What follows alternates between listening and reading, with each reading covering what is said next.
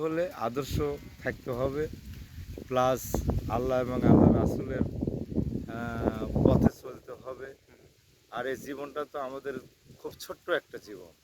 কোরআনে আসছে আপনার হায়াতের জিন্দেগি যদি 500 বছর পান, তাও ওইখানকার সময় হয় 2.5 সেকেন্ড। তো এখন 2.5 সেকেন্ডের জন্য আসে এই যে একটা সুন্দর জীবন সঙ্গদোষে আমি নষ্ট করে দিয়ে যেখানে আমাকে অনন্ত অনন্তকাল থাকতে হবে, সেই জায়গাটা তো ধ্বংস করা যাবে না। তাই প্রতিটি আদম সন্তানের উচিত আসলে আমাদের যখন জন্ম যার আছে তার কিন্তু মৃত্যুর সাথে একদিন গ্রহণ করতে হবে। অবশ্যই অবশ্যই। তাহলে এখানে থেকে আমরা এমন কিছু করব যে এমন জীবন করো গঠন, তুমি মরণে হাসিবে তোমার জন্য কাঁদিবে ভুবন। হ্যাঁ, তাহলে এটা তো এটা রাসূল পাকের হ্যাঁ হ্যাঁ খুব কঠিন একটা কথা। কঠিন কথা, কারণ রাসূল পাকের একটা আদর্শ। আর এই আদর্শ সবার ভিতরে যদি প্রবর্ত বা অন্তরে যদি কালেকশন হয়, হ্যাঁ, ঢুকাই নিতে তাহলে পারবে। কিন্তু অরিজিনালি সে একটা শান্তি মানুষ। শান্তি শান্তি আসবে। হ্যাঁ, ও শান্তি হচ্ছে। যেমন বলছে যে ইসলাম শান্তির ধর্ম, সে দেশে এত ভিখারি কেন? কারণ ইসলামের ল অনুসারে যদি শতকরা 2.5 টাকা যদি জাকাত দেওয়া হয়, তাহলে কিন্তু গরিব লোক থাকে না গরিব লোক থাকে বা না। খারাপ মনের লোক থাকে না। যেমন সৌদিতে। হ্যাঁ, কিন্তু আজকে আমরা এই গরিবরেই কি কেমনে কেমনে ঠকায় আরো মানে কেমনে বড় হবে। বড় হবে। আরে বেটা, আমি যখন থাকবোই না, তাহলে আমার এই বড় হয় লাভটা কি? এটা লোভ, আসলে লোভ। তা লোভে পাপ, পাপে মৃত্যু। এই জন্য ওই দেখা যায় ফেরাউন 900 বছর হায়াত হ্যাঁ পেলেও হ্যাঁ, ও ও চলে গেছে। হ্যাঁ মানে নমরুদ ভালো কোনো কাজ করতে পারে না। নমরুদ আল্লাহ বলে দাবি করলো, সেখানে একটা ল্যাংড়া মশা দিয়ে সে মশা বাঁচে গেল, কিন্তু উনি মারা গেল। তাহলে এগুলা ইতিহাস তো আমাদের জন্য এটা শিক্ষা। শিক্ষা, কিন্তু আমরা কেন বুঝি না এই যে ছোট্ট একটা জীবন, মানুষকে কষ্ট দেওয়া, আঘাত দেওয়া, বেপরোয়া চলা।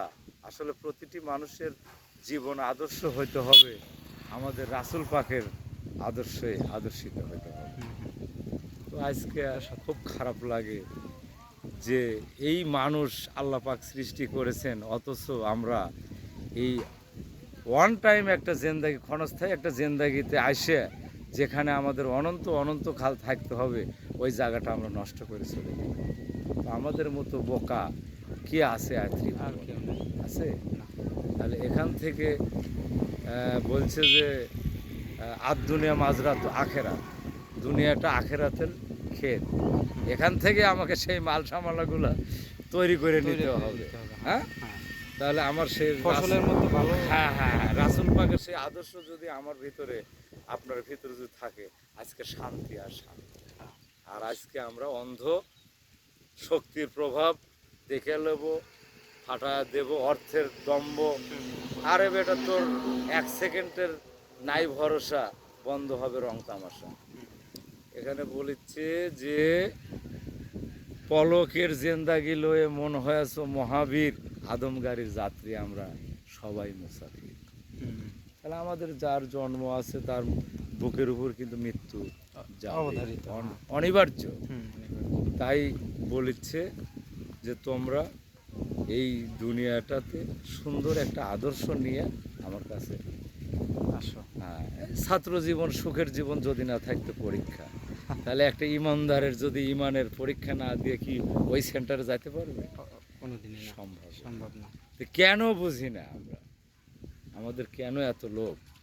আমার প্রভু, আমার সৃষ্টিকর্তা যদি পান্নেওয়ালা, খাওয়ানেওয়ালা, বাঁচানেওয়ালা, চলানেওয়ালা, ফেরানেওয়ালা, তুমি রব, তুমি সব, তুমি অনন্ত অসীম, প্রেমময়, তুমি বিচার দিনের সামনে, তাহলে তারে না চিনে এই টাকার পিছে ঘুরে মানুষকে ধোকা দিয়ে বোকা বানায়, হ্যাঁ, এই টাকা কি জান্নাতে কি নিতে পারবে? একমাত্র ইমানদার। তাই বলছে হৃদয়ের টান আর টাকার মানে এক জিনিস নয়। তাই তোমার এখানে দেখেন আরেকটা উদাহরণ আছে, এক্সাম্পল। যেমন মনে করেন কেরাবিন আর কাতেবিন, দুই পাশে আপনার কবরে আছে মনকের নেকি। তাহলে এই যে হিসাব, আপনার ওখান থেকে হিসাব নিকাশ হওয়ার পরে হয় এলেন, না হয় সিদ্ধেন, হয় চির সুখী, না হয় চির দুঃখী। কবরটাই মূলত প্রথম হ্যাঁ।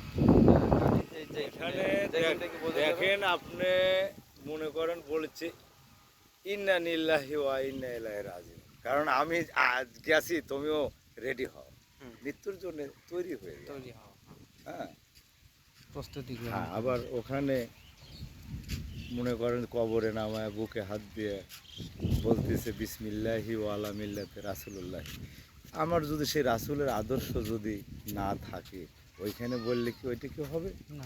তাহলে এখান থেকে সেই আদর্শ আমাকে তৈরি করে নিতে হবে। হুম, হুম, হ্যাঁ, জি।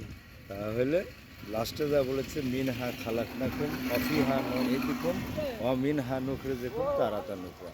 হে বান্দা, তোমাকে এই মাটি দিয়ে তৈরি করা হয়েছিল, আজকে মাটির মধ্যেই তোমাকে সপর্দ করা। হ্যাঁ।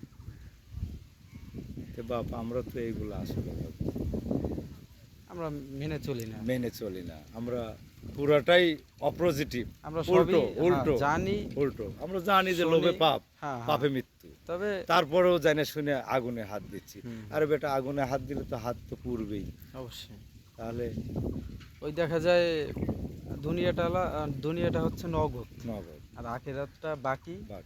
এই কারণে আমরা তো নগদটা দিকে বেশি বেশি বেশি বেশি বেশি, হ্যাঁ। মানে আমাদের এখন কম্পিটিশন, হ্যাঁ, জাহান নামে যাওয়ার প্রতিযোগিতা। প্রতিযোগিতা। তুমি দালান দিছো, আমি কিছু কেন- মানুষের যদি এই কথা বলা হয় তাহলে বলে যে ওইটা তো ভরা লাগবে, হ্যাঁ, হ্যাঁ। মানে জাহান্নামটা ভরা লাগবে, তাদের কতটা সাহস। না না না, ওইটা ওইটা তো আমি বলবোই না, এইটা বলে কিছু আমি মানুষ। কেন বলবো? হ্যাঁ, কারণ এইটা- আমাকে আল্লাহ পাক আশরাফুল মাখলুকাতের ভিতরে সর্বশ্রেষ্ঠ জীব করে তৈরি করেছে, আমি কেন ওই দিকে কান দেব?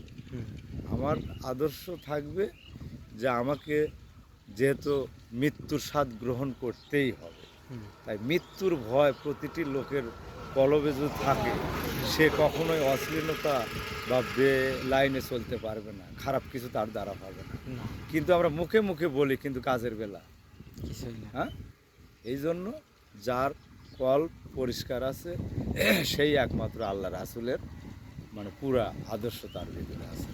কিন্তু মুখে গপ্প মারতেছি, দাড়ি টুপি জুব্বা, নামাজ পড়তেছি, দেখা যাচ্ছে যে রাসূলের টিমের জার্সি গায়ে দিছি, বল খেলতেছি শয়তানের টিম, হুম, এটা তো হবে না। হবে না। রাসূল পাক মেন বলছে হচ্ছে কলবটা তুই পরিষ্কার করো। রনে বনে ধ্যানে জ্ঞানে নিশি জাগরণে যেখানে থাকিস বেটা, আমার চোখ ফাঁকি দিতে পারবে না।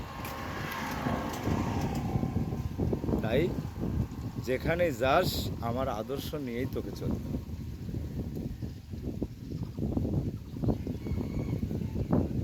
হ্যাঁ। যাই বাবজান, অনেক কথা বললাম, আচ্ছা, ভুল ঠিক ত্রুটি আছে। হলে না, আপনার কথা আসলে অনেক ভালো ক্ষমা লাগছে। করে দিও।